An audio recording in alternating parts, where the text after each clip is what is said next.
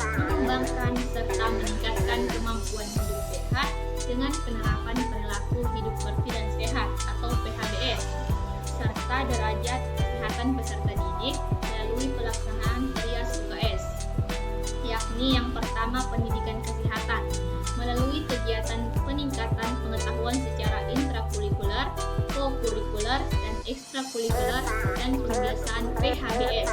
Yang kedua, pelayanan kesehatan melalui pencegahan penyakit seperti dengan imunisasi dan minum obat cacing.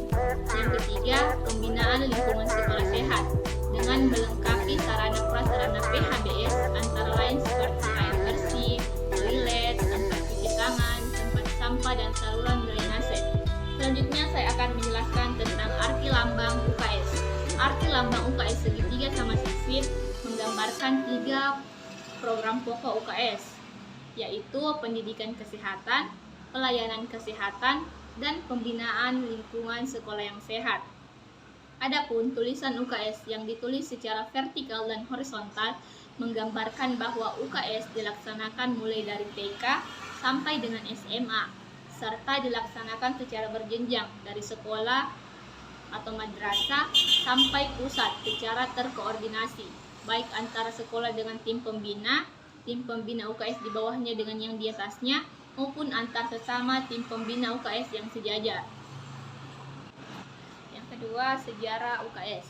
Pada tahun 1956, usaha kesehatan sekolah mulai dirintis melalui proyek pilot di Jakarta dan Bekasi, yang merupakan kerjasama antara Departemen Kesehatan, Departemen Pendidikan, Kebudayaan, dan Departemen Dalam Negeri. Proyek ini dilakukan dalam 2 bentuk, yaitu UKS di perkotaan di Jakarta dan UKS pedesaan di Bekasi. Pada tahun 1970, dibentuk panitia bersama usaha kesehatan sekolah antara Departemen Kesehatan dan Departemen Pendidikan dan Kebudayaan.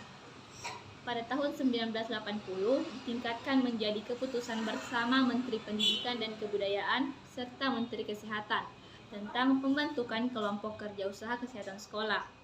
Pada tahun 1982, ditandatangani piagam kerjasama antara Direktur Jenderal Pembinaan Kesehatan Masyarakat Departemen Kesehatan dan Direktur Jenderal Pembinaan Kelembagaan Agama Islam Departemen Agama tentang pembinaan kesehatan anak dan perguruan agama Islam. Untuk lebih memantapkan pembinaan usaha kesehatan sekolah secara terpadu, pada tahun 1984 diterbitkanlah Surat Keputusan Bersama atau SKB 4 Menteri antara Menteri Pendidikan dan Kebudayaan, Menteri Kesehatan, Menteri Agama, dan Menteri Dalam Negeri Republik Indonesia. Dan pada tahun 2003, seiring dengan perubahan sistem pemerintahan di Indonesia dari sentralisasi menjadi desentralisasi, perkembangan di bidang pendidikan dan kesehatan, maka dilakukan penyempurnaan SKB 4 Menteri pada tahun 1984. Yang ketiga, saya akan menjelaskan tentang dasar kebijaksanaan UKS. Yang pertama, dalam Undang-Undang Nomor 36 Tahun 2009 tentang Kesehatan pada pasal 7 ayat 1, kesehatan sekolah diselenggarakan untuk meningkatkan kemampuan hidup sehat peserta didik dalam lingkungan hidup sehat, sehingga peserta didik dapat belajar, tumbuh, dan berkembang secara harmonis dan setinggi-tingginya menjadi sumber daya manusia yang berkualitas. Yang kedua, kesehatan sekolah sebagaimana yang dimaksud pada ayat 1 diselenggarakan melalui sekolah formal dan informal atau melalui lembaga pendidikan lainnya.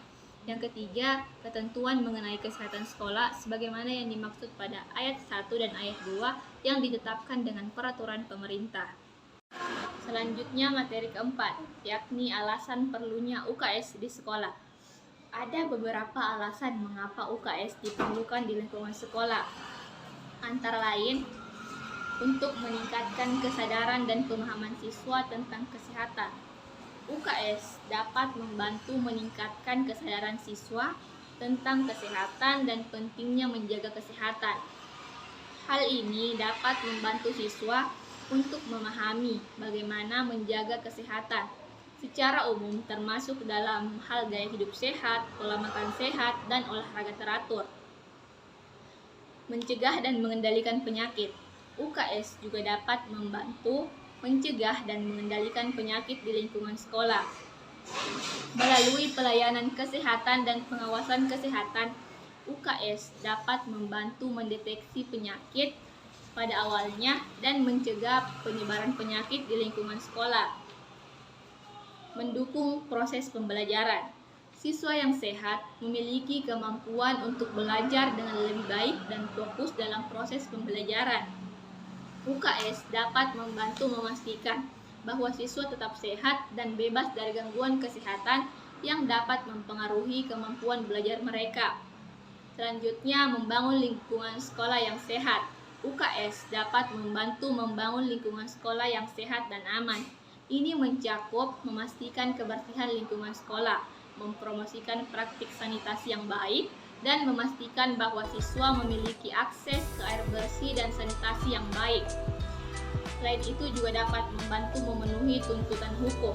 Ada beberapa peraturan dan undang-undang yang mengharuskan sekolah untuk memiliki UKS atau program kesehatan yang sejenis.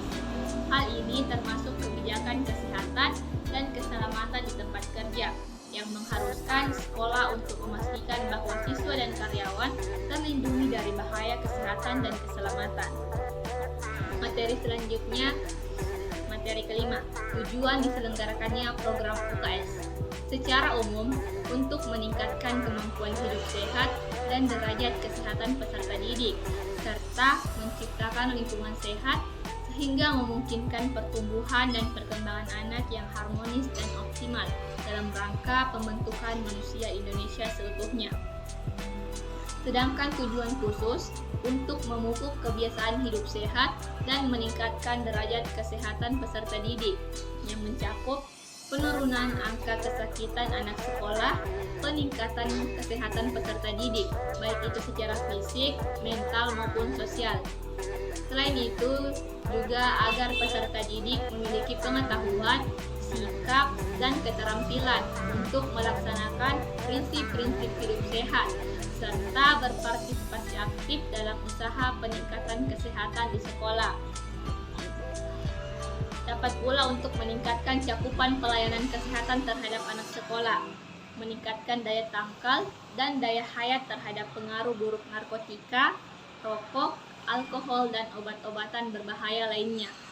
Sedangkan sasaran program UKS meliputi seluruh peserta didik, baik pada tingkat sekolah, taman kanak-kanak, pendidikan dasar, pendidikan menengah, pendidikan agama, pendidikan kejuruan, maupun pendidikan khusus atau yang biasa disebut dengan sekolah luar biasa. Sementara pada tingkat sekolah dasar, program UKS lebih diprioritaskan pada kelas 1, 3, dan 6.